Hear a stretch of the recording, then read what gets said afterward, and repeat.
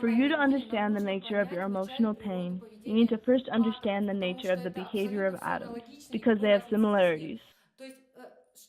To understand how atomic energy behaves, we need to analyze the behavior of atoms in molecules.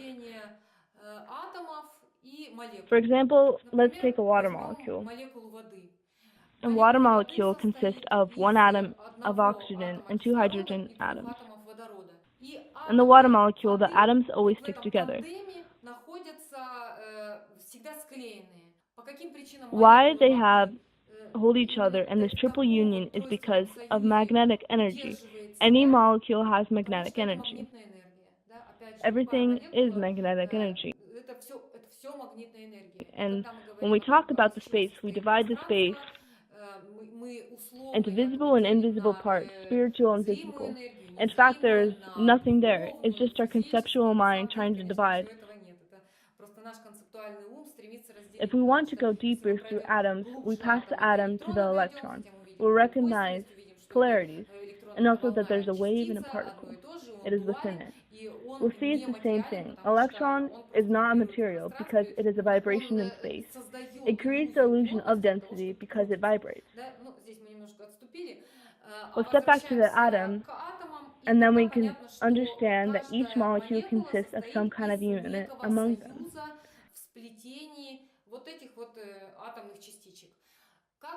How are atoms behave when they are squeezed or heated? We know that they begin to have a tantrum. When we want to understand any matter at the molecule level and learn its behavior, it's enough to remember that when it's heated, it expands, and when it cools the matter, it shrinks. That's the first we need to understand. When we are studying the behavior of our atomic energy that lives in our heart, we just try to have some polarities to understand the basic things and understanding our emotions.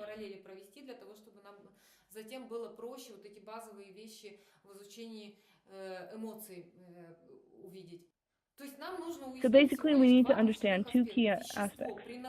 One is matter is heating and expands, and during its cooling, it compresses. If it is in the maximum comfortable space and they are dancing and freely moving, but suddenly they get pressed down, they begin to protest. For every action, there's a reaction. So if they have a certain free space distance, and when they start is decreasing, they push back. It's the same as protesting. If you start putting me down, then I will respond with action, pushing back. It's the same on any level, starting with atoms to our feelings, and it works exactly the same. So the next moment, when the atom gets heated, besides being pressed down, it gets heated and heated, it gets into an uncomfortable state, it will blow up. Atomic energy is very simple. Press down, heats, that's all.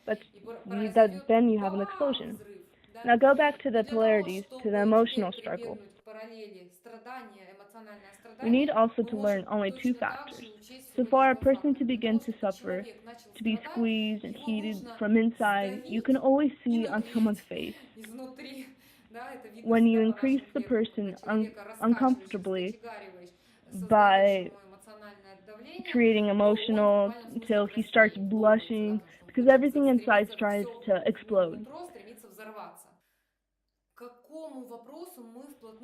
What question do we get close to by understanding the nature of atomic energy?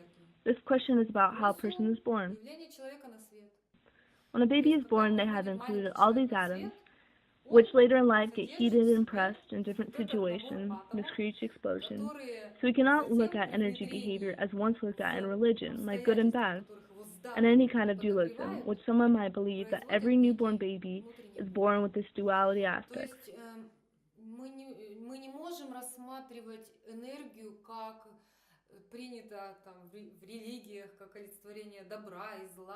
That some babies are good, or some are bad, or some are angry, or some are kind from the very beginning. So some might believe that a child can be born evil or good, that there is an existent absolute evil and absolute good, as a creation of the same kind of light force and dark force. This belief is just a mind creation, which the mind breaks into opposite parts,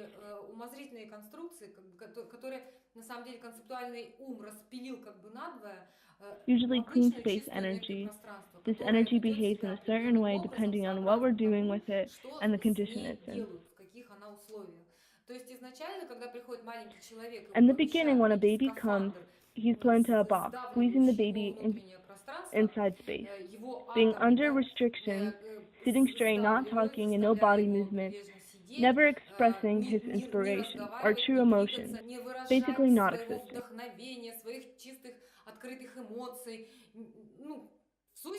You can only exist like a mannequin, then you have the right of existence of such conditions. So with my atomic energy has the same actions, so it gets squished under pressure and heated.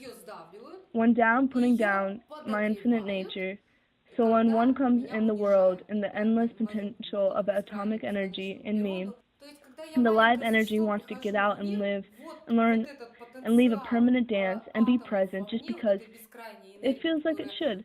There's no way to find any conceptual logic for the atoms. There is no rules for them on how to behave or how to move in one direction or another. There's no pattern for them to follow or any regulation to follow. No. Then one comes to the world freely dancing consciousness and is just happy to be there, but instead he gets conditions and restrictions. Same with the atoms.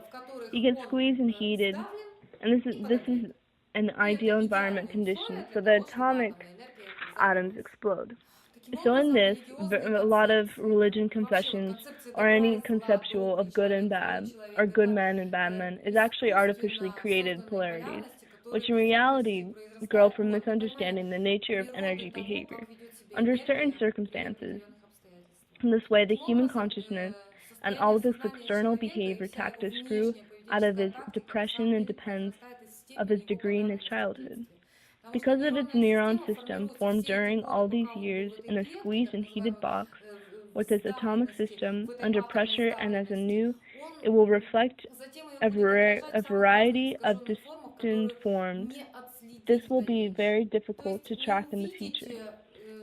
So it'll be hard to figure it out or impossible in later years to see results that he spent his time in preschool, when his parents were also part of the system.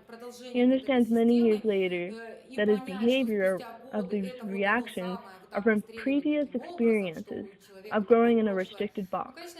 Of course, it's impossible to see the connection because it's a non-linear process. They have recycled again and again on a neuron level emotional clusters.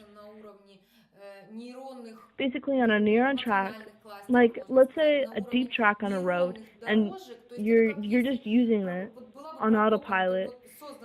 Since you have kept using the truck without thinking, you cannot see or imagine any other cars, because you are enslaved, like that squeezed and heated atom. You are fixed inside the box.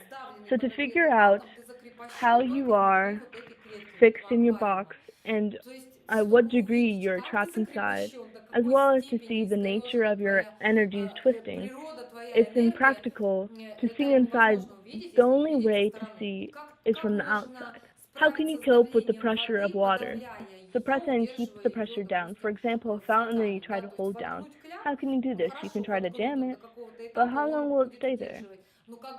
Until there's big enough pressure and it pushes through and explodes, it breaks, and that's very bad. This break is an unpleasant effect because it will destroy everything around it. There's no way to control it because the process is uncontrollable. When there is too much energy collected, it can only explode. But here it's important to remember what we first talked about in the beginning of this video. One has needs to until a certain stage during its growing period, its atomic system development. All of the chemical process are tied to expecting his atomic heating. This atomic energy was heated and squeezed, pressed and exploded. After all, the body is formed in such conditions where the whole body is an impersonation of consciousness. The body grows up in such conditions it cannot comprehend any other way. It only behaves on autopilot. It's protein automatism, it's neurochemical automatism. It's automatism which the person creates on autopilot when doesn't need any more or any other supporter system or any mentors which would keep him squeezed or heated. So it becomes the embodiment of the system. Of course, he keeps translating this pattern to the next generation and others around him as a result, wherein he continues to keep himself in the jail, box of broken, unlimited consciousness. It's just because he keeps translating it unconsciously to see what's occurring with himself and with the world. When he translates his model behavior, he cannot see them due to his lack of awareness and his lack of tools that will help him out of his template where he lives in and rots. That's the honest truth. On this optimistic note, let's end this lesson.